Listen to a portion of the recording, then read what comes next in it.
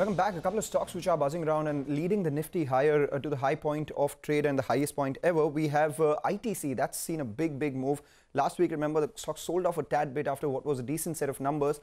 And now it's picking up once again. Bajaj twins are doing rather well. Bajaj Finserv and Finance. Both of them, yet another record highs for Bajaj Finance out there. 5723 on that stock. And Bajaj Finserv too follows.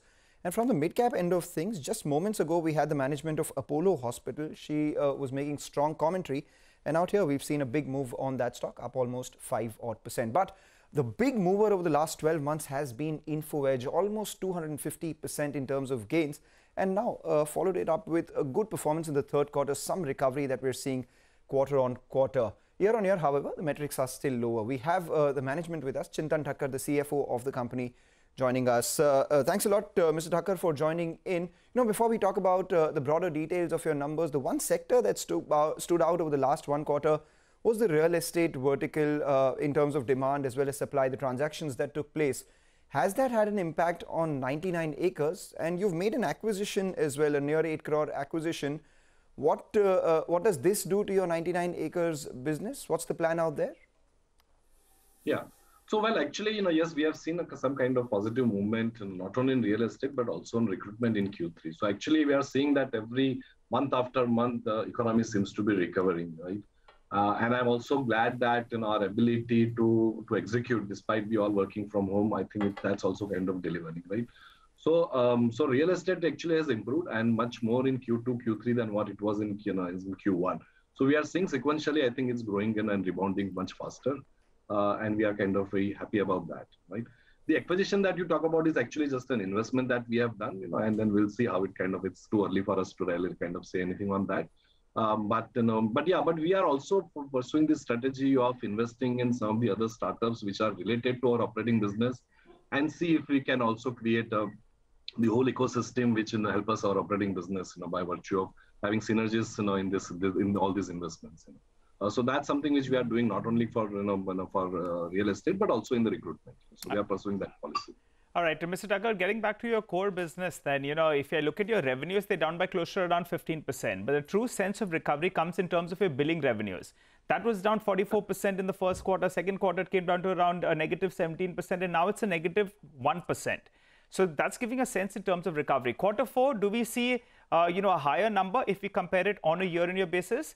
Is that the trend that you're looking at? Billing revenue show a growth on a year-on-year basis? Yeah, exactly. I think the way to really look at our businesses and operating businesses are to look at the billing trends because they are lead indicators. And you are right, that we are almost at pre-COVID level, and when you look at YOY on Q3 basis, right? So going from here onwards, yes, we would see that if it's kind of continue to improve the overall economy and the COVID situation, then we are kind of more optimistic about it. Also, when you look at quarter or YOY kind of a comparison, then last year, last 10-15 days, had an impact of COVID, yes. Right? So hopefully, if that's not being there, then you can probably see that at least those last 10-15 days, which are very critical for our business because a lot of business kind of gets closed down in the last few days of the quarter. Positive, right?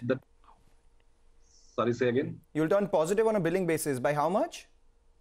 So I don't know. I mean, I'm not trying to give us a teaser, sir. I'm just pointing it out that last year. Mr. Thakkar, you said it that 15 days it got impacted. So give us a bit of a teaser. We're back to pre-COVID levels. Can we see a rough range, single-digit growth, at least 5 to 10%?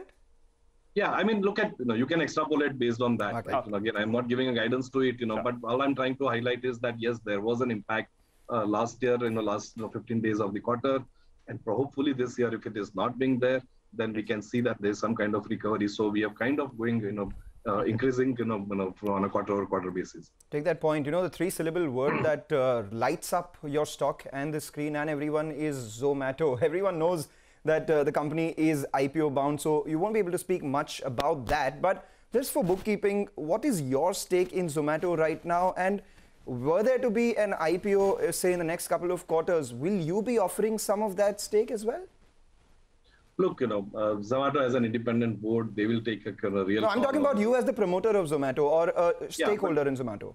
Yeah. So, when that call is being finally taken, that's when then, we come into play and then we'll have to take a call on saying what is it that we want. Right? What's your stake right now? All I can say is that, look, that's the the IPO is a natural evolution that Zomato is going through, right? So it's not that there is any specific exit strategy in mind that Zomato has, but that's the natural evolution. What's your stake, sir? So we are kind of, roughly around, I can, say 20%. I think it depends on how you kind of calculate it, but roughly it's around that, that scale. Get that. Okay, all right. Mr. Thakkar, your ad spends have been roughly around that 50 crores for the last few quarters on a quarterly basis.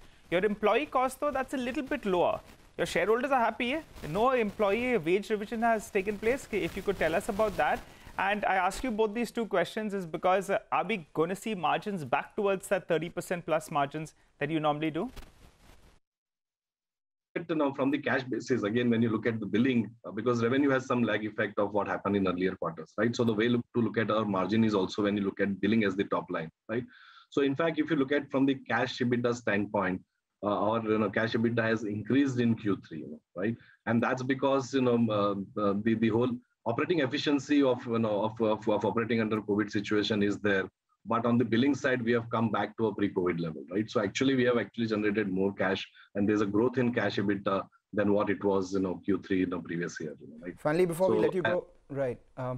Okay. Finally, before we let you go, Mr. Thakkar, if you could tell us a couple of things. One, planned investments in each verticals for the next year, and secondly, more importantly, are you looking to sell Jeevansathi?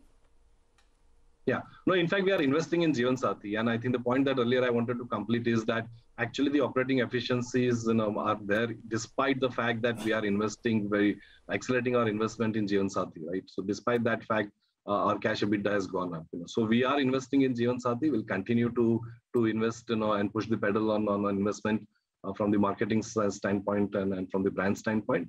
But despite that, we are seeing that at least in Q3, the cash EBITDA has gone up. And we'll see how the Q4 goes. So you want to invest more in Jeevansathi is what you're telling us, Mr. Thakkar. Final question. We will be investing more in, in real estate as well as on all the verticals where we are not yet kind of. Mr. Thakkar, just quickly, will you be looking to buy matrimony.com? Look, these are not the questions that we will be debating on a television set. No, you can just tell us yes or no. I mean, or maybe or there's a potential or there is no potential. Just a frank answer, sir. Look, we are investing behind our business and we'll continue to push the pedal. I think we are in a very organically way, we are kind of growing. And if you really look at, I think we have grown in revenue about 27%. So we have very healthy growth. We think that out of all the competitors, we are growing fastest and we continue to invest behind that. We tried to get a lot of answers from you. You gave us a few of them and you gave us a few teasers. Looking forward to touching base with you in the coming quarter, Mr. Thakkar. Thanks so much for joining in. Well, on that note, we'll need to slip into a short break. But as we do that, here's something that you, our viewers, must take note of. CNBC TV 18 and the National Stock Exchange have come together to promote investor awareness through a very special campaign. That's Informed Investor. That helps you make the right decisions with your money. Now, as you're aware that if you don't pay the electricity bill on time,